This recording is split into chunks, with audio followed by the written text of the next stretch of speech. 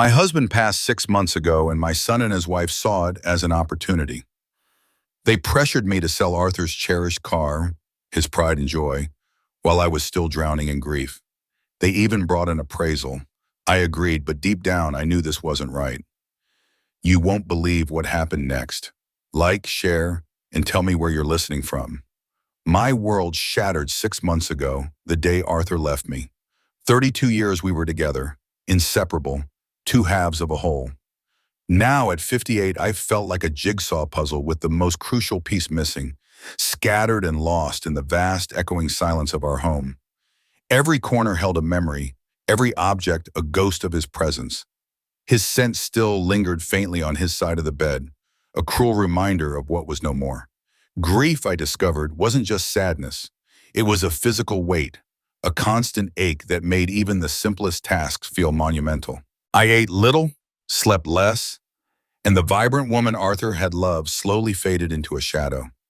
That's when David, my son, and his wife Serena started visiting more often. Initially, I welcomed their presence. The loneliness was a suffocating blanket, and any company, any distraction felt like a reprieve. David, bless his heart, would always notice the details. "Mom, you look tired," he'd say, his brow furrowing with concern as he observed my gaunt face and the dark circles under my eyes. "You've lost weight again." Serena, on the other hand, was all gentle smiles and soft words, but there was an undertone to her sweetness that always left me feeling vaguely uneasy. It was subtle, almost imperceptible, a feeling in my gut that something wasn't quite right. One afternoon, over lukewarm tea that I barely touched, Serena broached the subject. "Eleanor," she began, her voice a delicate whisper, "we've been talking, David and I, and we really think you shouldn't have to deal with all of Arthur's belongings by yourself. It must be so overwhelming." My heart clenched. Deal with his belongings? Each item was a sacred relic. "What do you mean, dear?" I asked, trying to keep my voice steady. "Well," she continued, her gaze drifting towards the garage door, "like Arthur's car, for instance. That beautiful 1995 BMW 525i. It's just sitting there, isn't it? Such a shame for such a magnificent vehicle." My breath hitched. Arthur's beam. That car wasn't just a car, it was an extension of him. He had babied that vehicle since the day he bought it, meticulously washing and waxing it every Sunday, polishing every chrome detail, changing the oil religiously. He called it his pride and joy, often joking that if he had to choose between me and the car, he'd be in a real pickle. It was a silly joke, of course, but it highlighted how much that car meant to him. To me, it was one of the last tangible pieces of him, a gleaming monument to his meticulous nature and passion. "Oh, I couldn't possibly," I said, my voice barely a whisper. "That was Arthur's car. He loved it so." David chimed in, his tone softer, more practical. "Mom, we know how much Dad loved that car, but you haven't driven in years. Your license expired last year, remember? And it's just going to sit there collecting dust, slowly deteriorating. It's not doing anyone any good." His words, though meant to be helpful, felt like a dull ache in my chest. He was right about my license, and he was right that it was just sitting there. But the thought of parting with it felt like losing Arthur all over again. Serena seized the opportunity, her eyes lighting up with a practiced innocence. "You know, Eleanor," she said, leaning forward slightly, "David and I have been dreaming of opening a beauty salon. A place where women can feel pampered and beautiful. It's been my lifelong dream. We've been saving, but we're still quite a ways off." She paused, letting her words hang in the air, allowing me to connect the dots myself. Then came the emotional appeal. "Arthur," she continued, her voice laced with what sounded like genuine sincerity, "he was always so generous, so supportive of family. Don't you think he would want his beloved car to help his family, to help us achieve our dream, rather than just let it rot in the garage?" She looked at me, her eyes wide and pleading, invoking Arthur's memory in a way that twisted my heart. Before I could fully process the implication, she pulled a folded sheet of paper from her purse. "We even had it appraised," she said, her voice dropping slightly. "It's still worth quite a bit. $12,000. $12,000. The number seemed insignificant, almost crude compared to the emotional weight of Arthur's car. I felt a pang of guilt, a sense of failure. Arthur would want to help his family, wouldn't he? He always said family came first. My loneliness, a constant companion these past months, whispered seductive promises of purpose, of being useful again, of contributing to something, anything, after feeling so utterly lost. The desire to feel like I still mattered, that I could still make a difference was a powerful current, pulling me away from my reluctance. Against my better judgment, against the persistent knot of unease in my stomach, I heard myself say, all right then." David's face broke into a grateful smile, a flash of the innocent boy I remembered, before the world had hardened him. Serena's smile was brighter, a little too triumphant perhaps, but quickly softened into a picture of heartfelt appreciation. "Oh, Eleanor, thank you. Thank you so much. This means the world to us." They stayed for a little while longer, discussing their plans for the salon, their voices filled with excitement. I nodded, feigning interest, while inside a cold emptiness began to spread. When it was time for them to leave, David walked into the study with me, and I handed him the keys, heavy in my palm, in the car's title, signed and dated. As I watched them drive away, the familiar gleam of Arthur's BMW disappearing down the street, I felt a deep, profound hollowness, far beyond the ordinary pangs of grief. It wasn't just a car I had given away. It felt like I had relinquished the last tangible piece of Arthur, a final farewell that hadn't been mine to give. I stood by the window for a long time, the silence of the house pressing in on me, heavier than ever. "Oh, Arthur," I whispered, my voice choked with unshed tears. "I hope I didn't make a mistake. I really hope I didn't." The sinking feeling in my heart told me otherwise. 3 weeks had limped by since I watched Arthur's beloved BMW disappear down the street, taking with it a piece of my heart.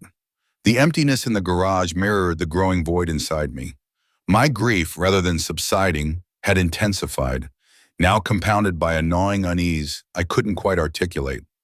Then Serena arrived for her weekly visit, and the vague unease sharpened into something colder, something unsettling. She practically floated into my living room, her demeanor radiating a confidence I hadn't seen in her before. Gone was the gentle, almost hesitant girl. In her place was a woman who seemed to shimmer with newfound self-assurance. My eyes, however, were drawn not to her smile, but to the blinding sparkle around her. Her earlobes dripped with heavy gold hoops, intricate designs catching the light. Around her neck, a diamond pendant, impossibly bright, rested against her collarbone. And on her wrist, a delicate tennis bracelet, a continuous line of glittering stones danced with every movement. The combined value I estimated with a guabin must have been at least $20,000. "Eleanor, you look wonderful," she chirped, though her eyes scanned me quickly, perhaps noticing my fatigued appearance. "Oh, I'm fine, dear, just fine," I lied, my voice a little too strained. My gaze, despite my efforts, kept returning to the glittering display. "So, the salon, how's it coming along? All set up?" Serena preened, her fingers unconsciously tracing the diamond pendant. "Amazingly well, actually. It's been a whirlwind, but we're officially open. Business is already booming." "That's wonderful," I said, trying to sound genuinely pleased. "Where exactly is it? I'd love to stop by." She waved a dismissive hand. "Oh, downtown, on 5th Street. It's really busy right now, getting everything running smoothly." Her answer was too vague, too rehearsed. 5th Street in downtown was long, sprawling, home to dozens of businesses. A specific address would have been so simple to give. "And all this?" I ventured, gesturing vaguely at her jewelry, trying to keep my tone light, inquisitive rather than accusatory. A knowing smile played on her lips. "Oh, these? Well, David surprised me with the earrings and the necklace. A little good luck gift for the salon opening," he said. She paused, then added, almost as an afterthought, "And the bracelet, that was a gift from a very generous client. For my vision and creativity, they just loved what I did for them." A very generous client, my mind reeled. $20,000 worth of jewelry from a salon that had supposedly just opened, only 3 weeks after they took Arthur's car, which they sold for $12,000. The numbers didn't add up, not even close. David supposedly bought the earrings and necklace. Where did he get the money? $12,000 from the car sale was barely enough to start a salon, let alone fund such lavish personal purchases. The uneasy knot in my stomach tightened, turning into a hard, cold ball. Just then, David walked in, a broad smile on his face. My eyes immediately went to his wrist. A new watch, heavy and gleaming, a prestigious brand I recognized from Arthur's magazine subscriptions. It wasn't the kind of watch you bought on a whim. This was an investment piece, likely costing several $1,000s itself. "Mom, you look well," he said, giving me a quick hug. "Serena, darling, ready to go?" "Ready?" she purred, her eyes sparkling. "We're going to that new steakhouse, Mom," David announced, a touch of swagger in his voice. "Heard great things. You should join us sometime." I forced a smile. "Oh no, you two go. Enjoy yourselves. I've already eaten." The thought of sitting across from them, feigning cheerfulness while this cold suspicion coiled within me, was unbearable. As soon as they were gone, the house fell silent again. But this time it was a different kind of silence. It was heavy, accusatory. I walked to the kitchen, my mind racing. $12,000. That was the car's value, even if they had used every penny for the salon, which seemed unlikely given their sudden wealth. There was no way they could afford $20,000 in jewelry, an expensive watch, and high-end steakhouse dinners after just 3 weeks. It was impossible. My feet, almost on their own accord, carried me to the garage. The space was eerily empty, a stark, concrete reminder of Arthur's absence. The faint scent of oil and gasoline, usually comforting, now felt like a taunt. I ran my hand over the dusty workbench where he used to tinker, my fingers brushing against an old metal filing cabinet. It was the one where he kept all his car's records. Meticulous to a fault, Arthur had a folder for everything. I pulled out the slim, worn folder labeled BMW 525i. Inside, nestled amongst oil change receipts and service records, was the original bill of sale. My breath caught in my throat. I smoothed out the crinkled paper, my eyes scanning the details. Date, May 12, 1995. Purchase from Schmidt Auto Sales. Price, $8,000. $8,000. Arthur had always called it a real investment, a steal for such a pristine used car. My mind started doing quick calculations. They sold it for $12,000, a $4,000 profit after 28 years. Not bad, but certainly not enough to explain the sudden influx of luxury goods. The math simply didn't work. The discrepancy wasn't just significant, it was glaring. The unease morphed into a burning certainty. A memory surfaced, sharp and clear. Arthur's voice, years ago when I'd been too trusting of a distant relative. "Eleanor," he'd said, his hand gently squeezing mine, "you're too trusting, sweetheart. Not everyone deserves the benefit of the doubt, not even family." The words, once a gentle caution, now echoed with a chilling prescience. Was it possible? Could David, my own son, and Serena, his seemingly sweet wife, be capable of such deception? I tried to push the thoughts away, tried to convince myself I was just a paranoid, grieving old woman, seeing shadows where there were none. My mind, still raw from loss, was playing tricks on me. But the image of Serena's sparkling diamond bracelet, the way it had glinted in the afternoon sun, refused to fade. And Arthur's silent warning, so clear in my mind, resonated with a new, terrifying meaning. Not everyone deserves the benefit of the doubt, Eleanor, not even family. The 2 months that followed the BMW sale felt like an eternity. The initial spark of suspicion had, with each passing week of David and Serena's growing distance, solidified into a heavy, cold block of certainty in my chest. Their visits became sporadic, their calls shorter, filled with vague excuses about the booming salon and their exhausting schedules.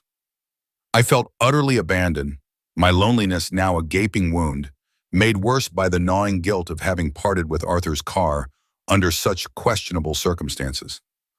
My usually bustling home felt like a mausoleum, echoing with unspoken accusations and my own profound regrets. I was in Arthur's study, a room I hadn't touched since his passing.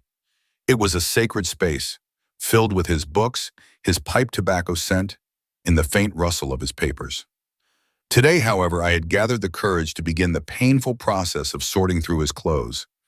Each shirt, each sweater, held a memory, a lingering scent of him. I couldn't bring myself to donate them. It felt too final, too much like erasing him. Instead, I carefully folded them, stacking them in cedar chests, hoping to preserve a piece of his essence. My hands trembled as I smoothed out the fabric of his favorite tweed jacket, a silent tear tracing a path down my cheek. Just then, my phone, usually silent save for telemarketers, buzzed with an unfamiliar local number. I almost let it go to voicemail, but some instinct, a flicker of curiosity in the dullness of my grief, made me answer. "Hello," I said, my voice hoarse from unspoken emotions. "Good afternoon, is this Eleanor?" A man's voice, warm and professional, inquired. "It is," I replied, my heart giving an involuntary flutter. An unknown call always put me on edge these days. "My name is Mark Jensen, and I'm calling from Garrett Auto Sales. I hope I'm not disturbing you, but I wanted to ask about a 1995 BMW 525i. My blood ran cold. The BM. My heart began to pound a frantic rhythm against my ribs. The BIM? I stammered, a wave of apprehension washing over me. I sold that car a couple of months ago." "Yes, ma'am, I understand," Mark said, his tone reassuring. "I actually purchased it myself from a Serena Williams. She indicated that you were the previous owner. I've been trying to reach her about something in the car, but her number seems to be disconnected. I managed to track you down through the original registration. I hope that's all right." Serena's number disconnected? The words hit me with another jolt. My suspicions, once nagging, now screamed for attention. But what could he possibly want with me about the car? "I'm afraid I don't know why her number would be disconnected," I said, trying to keep my voice even. "What is it about the car, Mr. Jensen?" "Well, ma'am," he began, a note of awe in his voice. "First off, I have to say that car is truly a marvel. Whoever owned it before clearly cherished it. It's in immaculate condition, especially for its age, a real testament to diligent care." A small, sad smile touched my lips. Arthur. He would have been so pleased to hear that. That was my late husband, Arthur. He loved that car more than anything. "I can tell," Mark affirmed, which is why what I found was so surprising and honestly a bit intriguing. I was doing a deep detail and getting it ready for the showroom, and I discovered something quite unusual. There's a hidden compartment, very professionally installed, behind the glove box. It's incredibly well concealed, almost invisible. A hidden compartment. My mind reeled. Arthur? A secret compartment? He was a man of routines, of predictable habits. Secrets weren't his style. Not that I knew of. "A hidden compartment?" I repeated, my voice barely a whisper. "Yes, ma'am. And inside I found a sealed metal box. It's addressed to you, Eleanor, in what looks like your husband's handwriting. A metal box, addressed to me, in Arthur's hand. The implications were staggering, exhilarating, terrifying all at once. What could it be? Important documents? A forgotten will? A letter? A message from beyond the grave? My heart raced, a frenzied drumbeat against my ribs. Arthur, my steady, open Arthur, had kept a secret, and it was for me. "The installation," that Mark continued, "looks like it's been there for maybe 10 or 15 years. Whoever did it was an expert. No one would ever find it unless they knew exactly what they were looking for, or were AFN, like me, stripping the car down to its bones. 10 or 15 years. That meant he had planned this, perhaps even before he knew he was ill."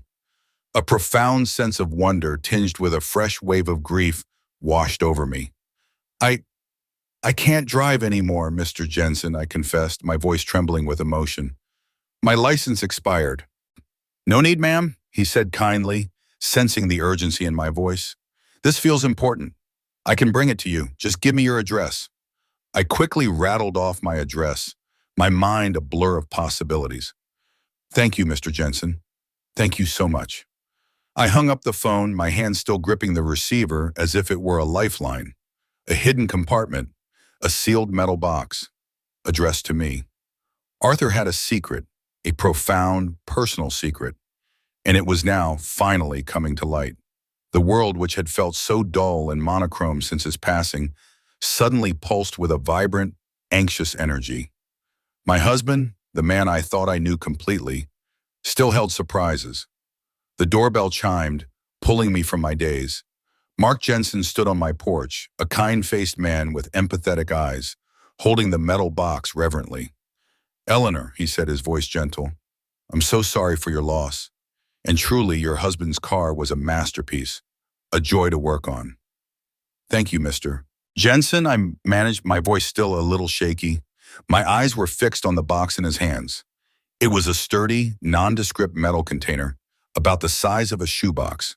But what truly captivated me was the familiar, elegant cursive written across its top. "For Eleanor, to be opened only after my death." My heart swelled with a mixture of grief and profound anticipation. He had called me Eleanor, not Myrtle. A small comfort, a familiar touch from him. "Here it is," Mark said, handing it over. It was surprisingly heavy. The compartment was really something. I noticed a slight depth discrepancy when I was cleaning, a millimeter off perhaps. Then I ran my hand along the underside of the dashboard and felt a tiny, almost invisible release button. It popped right open. He shook his head in admiration. "Your husband was quite resourceful." I clutched the box to my chest, a sudden wave of warmth spreading through me. Arthur, always thinking, always planning. The professional concealment, the foresight, it was so like him, and yet this secretive side was entirely new.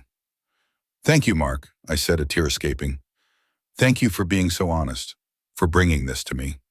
"My pleasure, Eleanor. I knew it was important." He offered another kind smile, then turned and left, leaving me alone with the weight of Arthur's secret.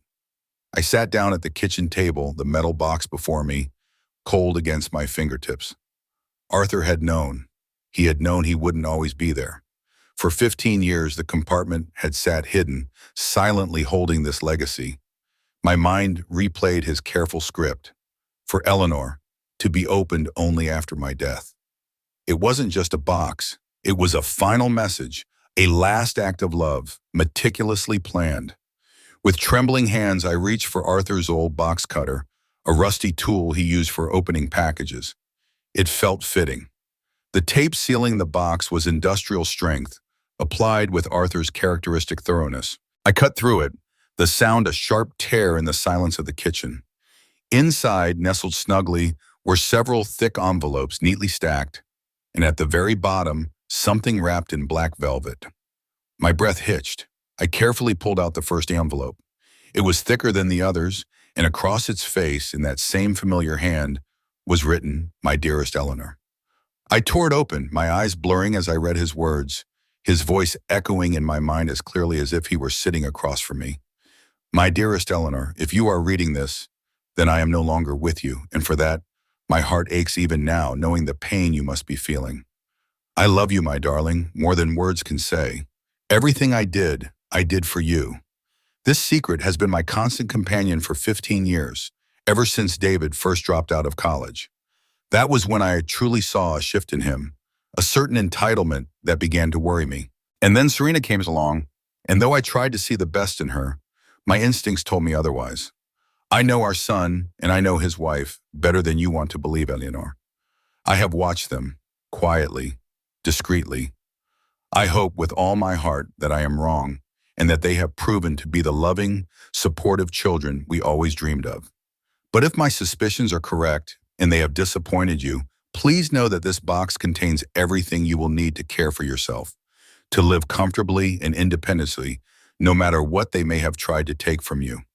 I am sorry, my love, that I did not let you prove your strength while I was alive.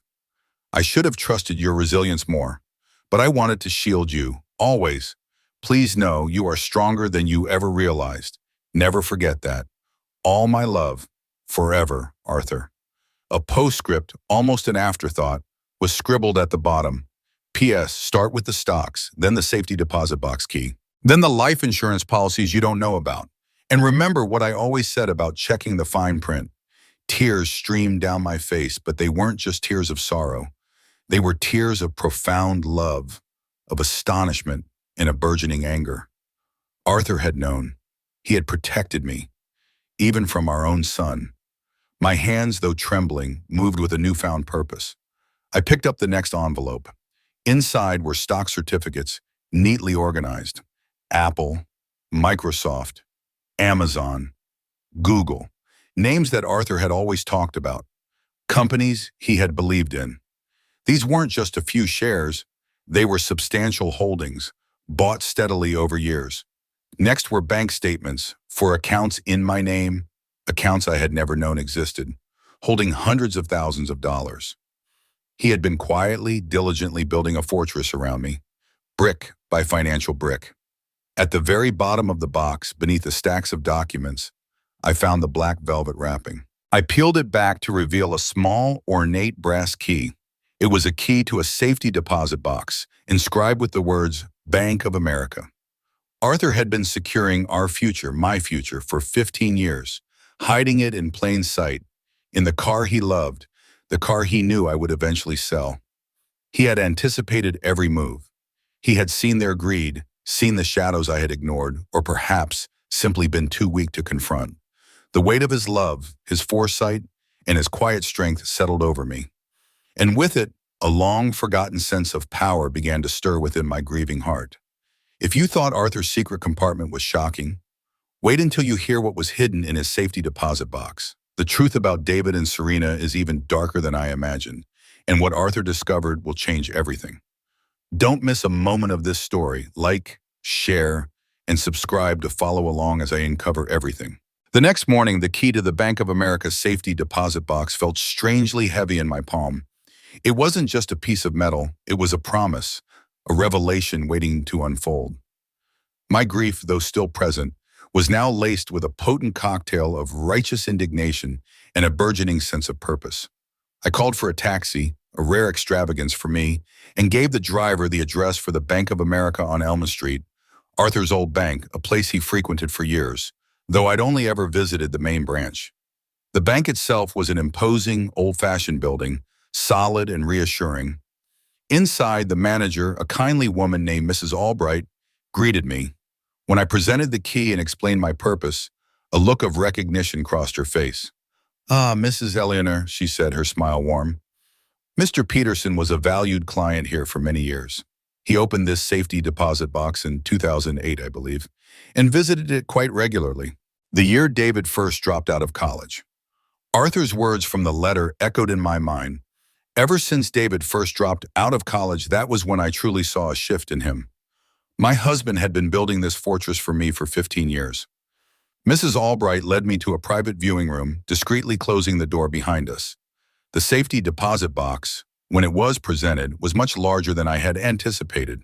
Not a small, slender container, but a robust metal drawer, brimming with contents.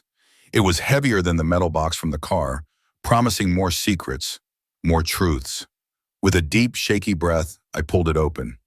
The sight within was overwhelming. Stacks of neatly organized documents, shimmering pieces of jewelry nestled in velvet pouches, and a small pile of gleaming gold coins winked up at me. Arthur had truly thought of everything. My hands, though still trembling slightly, moved with newfound resolve. The first envelopes I found held life insurance policies. Not one, but three, each for $500,000. And I, Eleanor, was the sole beneficiary. $500,000, 3 times over. $1.5 million I never knew existed, tucked away, secured, silent until this moment. My head spun. I wasn't just grieving, I was a multimillionaire, completely unbeknownst to myself. Beneath the insurance policies were more investment accounts and stock certificates, mirroring those I'd found in the car box, but even more substantial.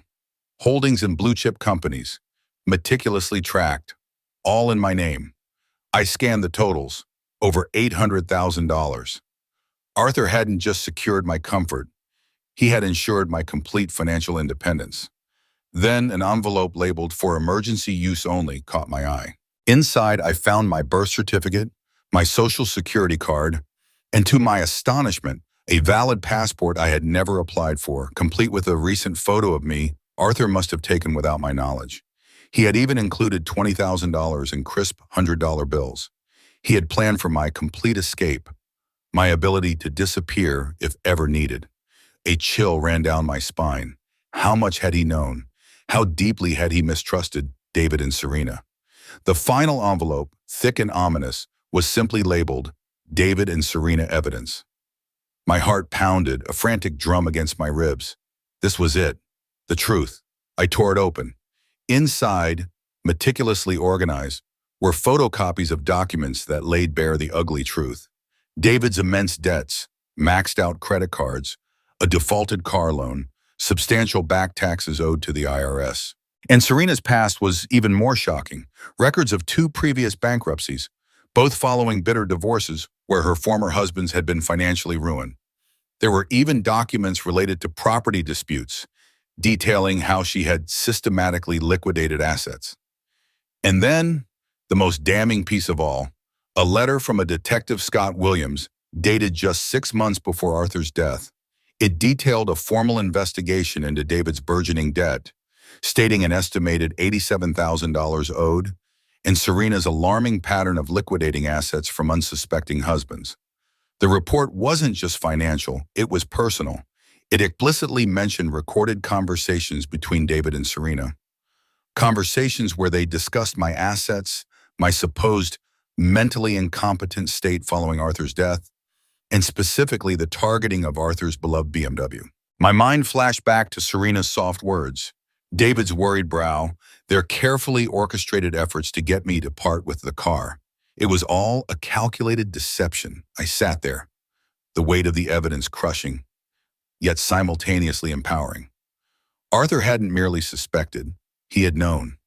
He had spent years methodically, tirelessly, preparing for this moment, building an impenetrable shield around me. The $12,000 from the BMW wasn't for a beauty salon. It was a pittance, likely used to cover some of their most pressing debts, a quick fix before they could find their next target. Their sudden lavish spending, the jewelry, the watch, the steakhouse dinners, must have been financed by new credit cards, new lines of credit, fueled by the intoxicating promise of my supposed vulnerability. A profound calm settled over me, replacing the shock. My husband, the quiet, steady Arthur, had been a silent warrior. He had guarded me, protected our future, even from the insidious greed of our own son and his manipulative wife. He had trusted no one but himself to ensure my safety and well-being. I closed the box, a new resolve hardening my gaze. I looked up at Mrs. Albright, who had discreetly returned to her desk. Mrs. Albright, I said, my voice clear and steady, devoid of any tremor. I need copies of everything in this box, every single document. Certainly, Mrs. Eleanor, she replied, coming over with a cart. Let me help you organize these. It seems quite a lot. No, I said firmly, perhaps a little too sharply. No, thank you. I'll handle it. I just need the copies. And please, only one copy of each.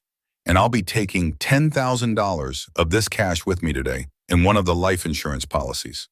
She nodded, sensing the shift in my demeanor, offering no further argument. As I waited for the copies, a new reflection stared back at me from the polished surface of the table. No longer a frail, grieving widow, but a woman reborn. A multimillionaire, yes, but more importantly, a woman armed with the truth and a forgotten sense of power. The pauper they thought they had created was, in fact, wealthier and stronger than they could ever imagine. Back in the quiet sanctuary of my home, surrounded by the copies of Arthur's meticulous planning, I felt a new kind of energy coursing through me.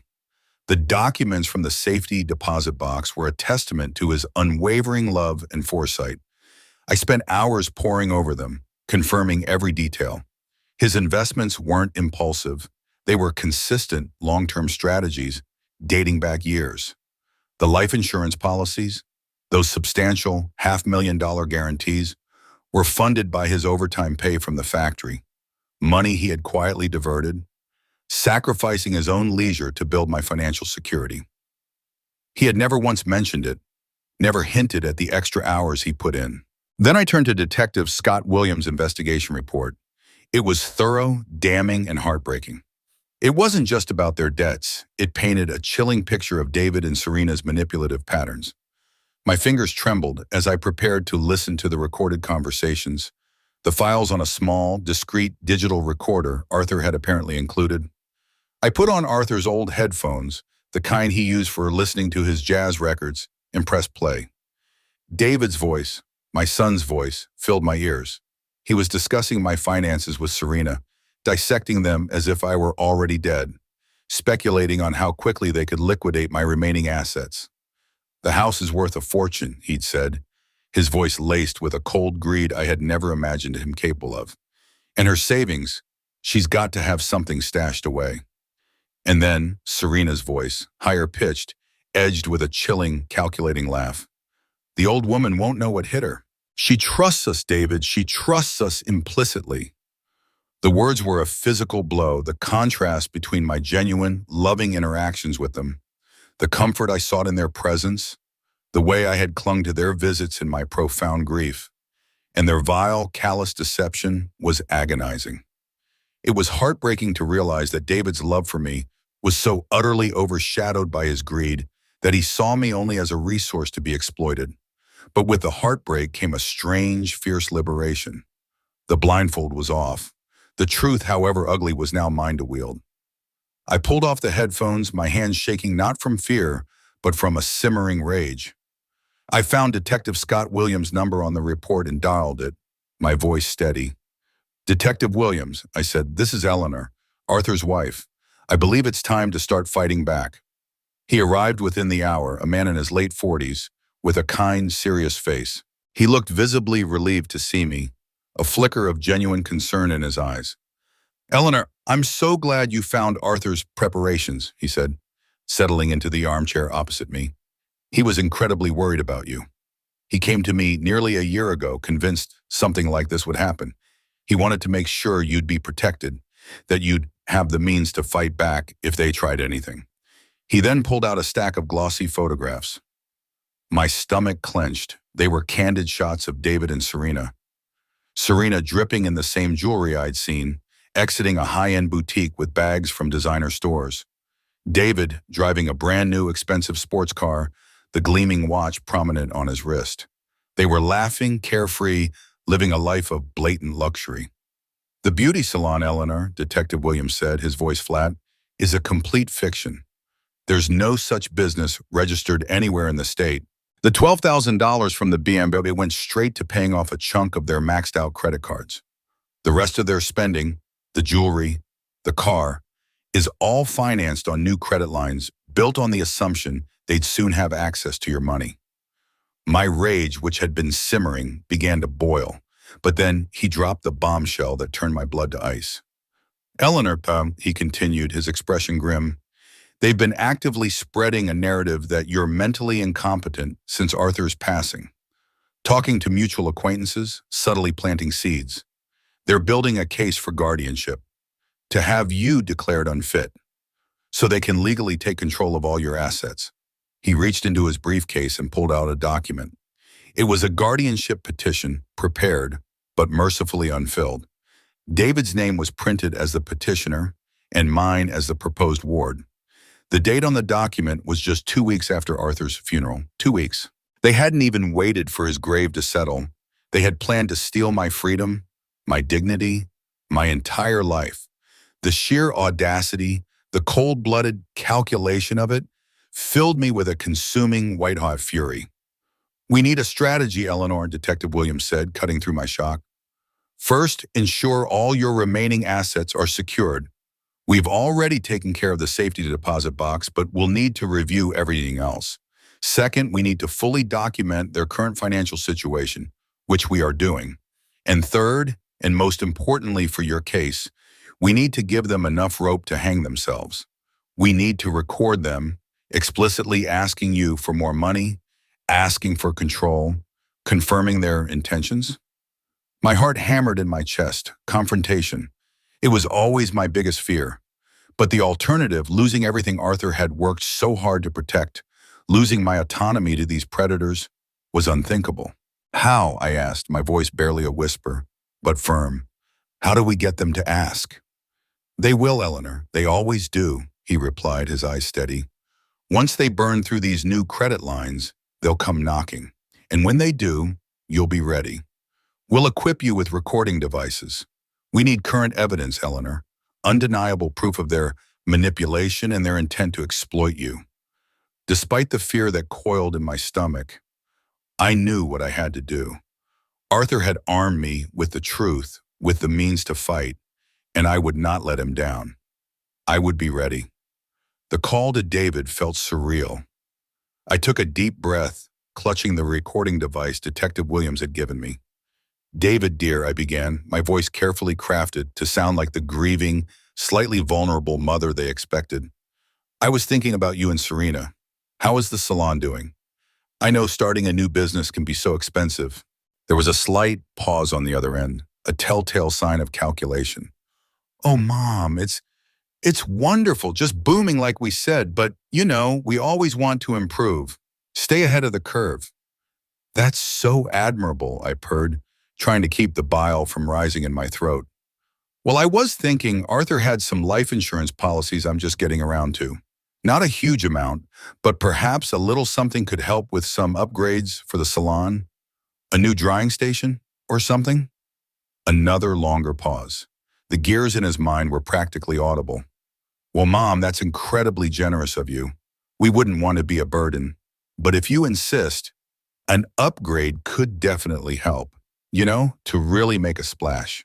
He then tentatively floated a number, perhaps $25,000 for some really top-of-the-line equipment. My blood ran cold, but my voice remained warm. "Of course, dear. Why don't you and Serena come over this weekend? We can talk about it properly then. I'd love to hear all about your plans." "Oh, Mom, that would be wonderful." His voice was suddenly bright, eager. "We'll be there." On Saturday morning, Detective Scott Williams arrived promptly, a discreet bag in hand. He moved with the quiet efficiency of a phantom, meticulously installing tiny invisible recording devices throughout my living room, kitchen, and dining area. "Every conversation will be perfectly clear, Eleanor," he assured me, handing me a small receiver.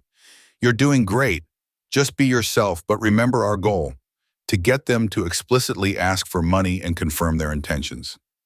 David and Serena arrived later, a sickeningly familiar scene.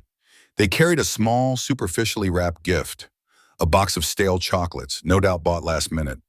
Their smiles were plastered on, artificial and brittle. Serena, as expected, was dripping in new, even more expensive jewelry than before, a glimmering diamond necklace now gracing her throat. David naturally sported another new, gleaming watch, a different luxury brand this time. They hugged me, their embraces hollow, their eyes already calculating. But I wasn't the same woman. I felt a strange, exhilarating surge of strength, of clarity. "Sit down, dears," I said, my voice firmer than usual. "Let's talk about these salon improvements." Serena launched into an elaborate, convincing lie. Her eyes sparkled with feigned passion as she described new hydrotherapy chairs, advanced laser equipment, and plans for a lavish expansion into the empty storefront next door. She painted a picture of a burgeoning empire, a vision of success, and then, seamlessly, she escalated their request. "With the upgrades and the expansion, we're really looking at closer to $30,000, Eleanor, to do it right, to truly honor your generosity." I feigned a gasp, my hand fluttering to my chest. $30,000? My goodness, that's a lot of money, dear.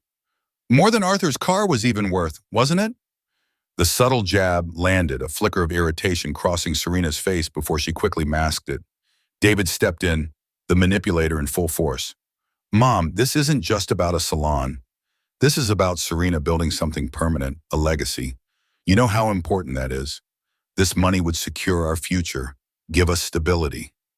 He looked at me, his eyes pleading, yet I saw only a stranger, calculating and performing, a distorted reflection of the boy I had once loved. "I do want to help," I said, my voice softening, drawing them in. "But I need to understand something first. I'd really love to see the salon. I mean, after all this investment, I want to see where my money is going, where Serena is building her legacy." David and Serena exchanged panicked glances. Serena stammered, "Oh, Eleanor, it's still so much under construction. It's not really ready for visitors." David quickly added, "Yeah, Mom, maybe next week, when things are a bit more presentable." "Oh, nonsense," I said, my tone light but firm. "I don't mind a little dust. Just tell me the address. I'll pop by tomorrow. They stumbled, their carefully constructed lies crumbling around them. Well, it actually moved, Serena blurted out, desperation creeping into her voice. We found a much better spot. On, on Maple Street now. Maple Street? I questioned, feigning confusion.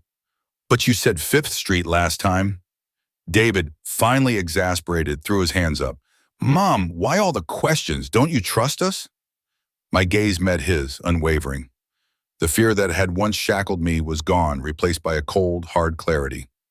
No, David, I said, my voice calm, utterly devoid of emotion.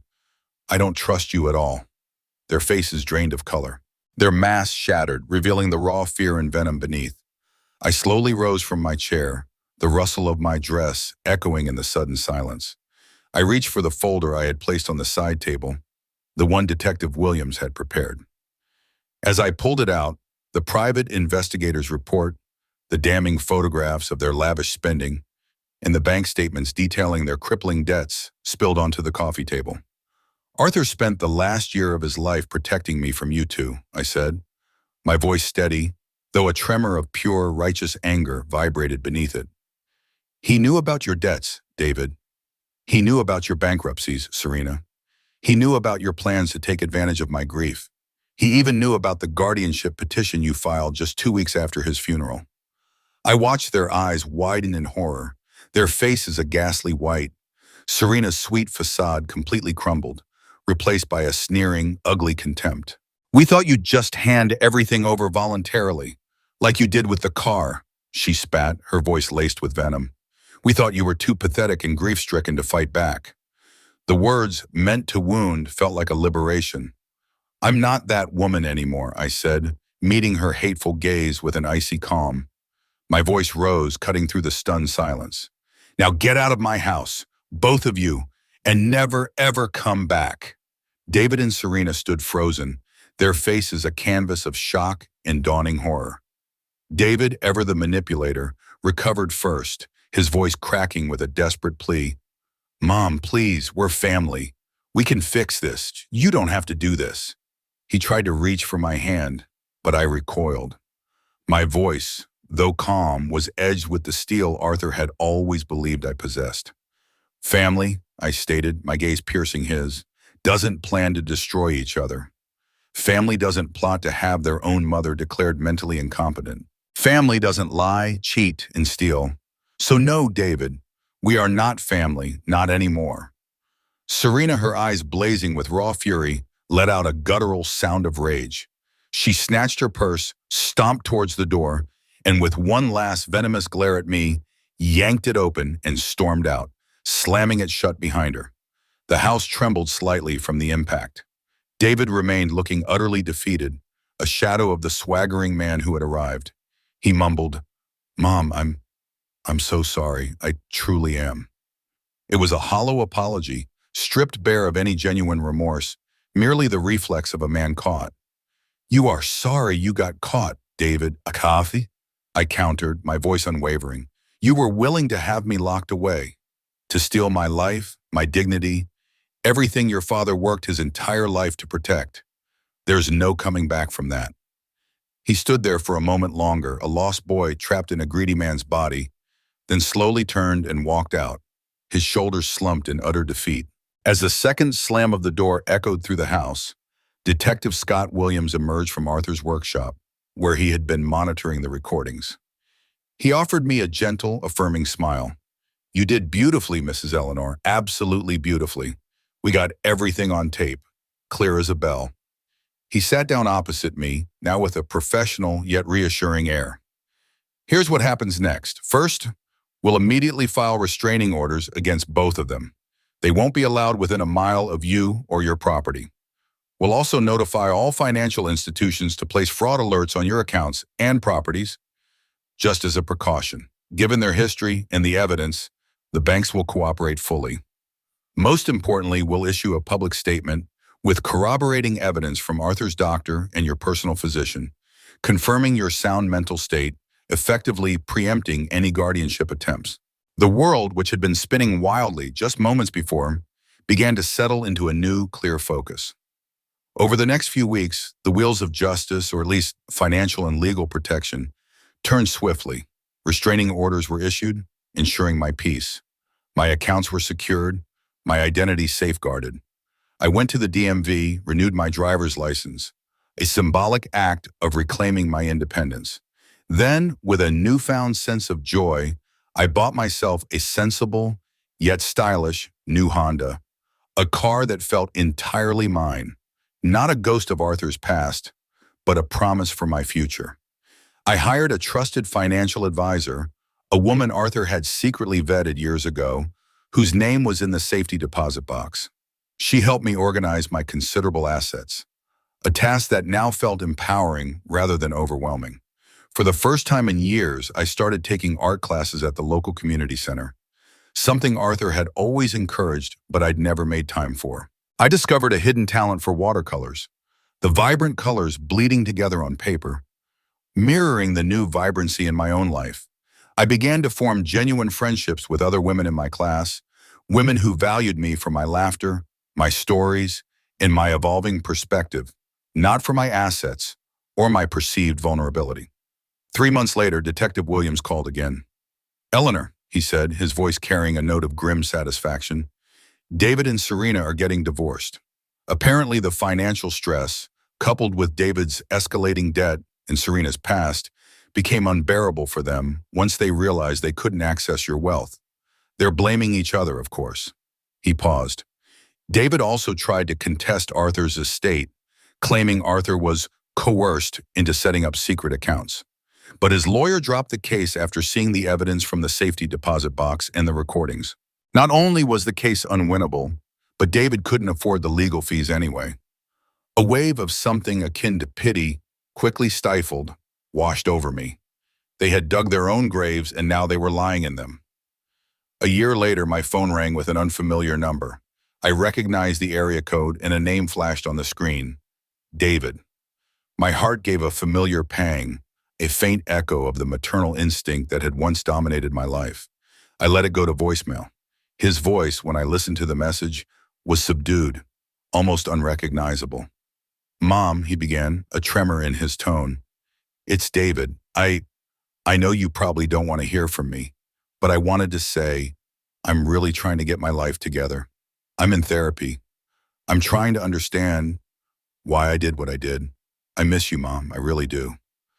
I closed my eyes, listening to the words. The maternal part of me, the part that had nurtured him, loved him unconditionally, yearned to reach out. But the woman Arthur had protected, the woman who had fought back and found her own strength, knew better. Some things, some betrayals, were too profound to forgive. He had sought to destroy me, to erase my autonomy, all for greed. I deleted the message. My life was peaceful now, filled with laughter and the warmth of genuine connection.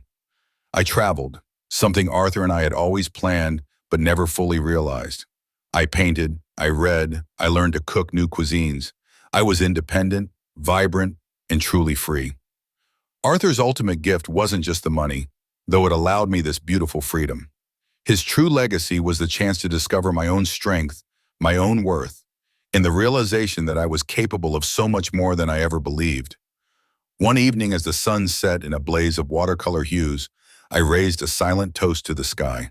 "Thank you, Arthur," I whispered, a tear of love, not sorrow, tracing its way down my cheek.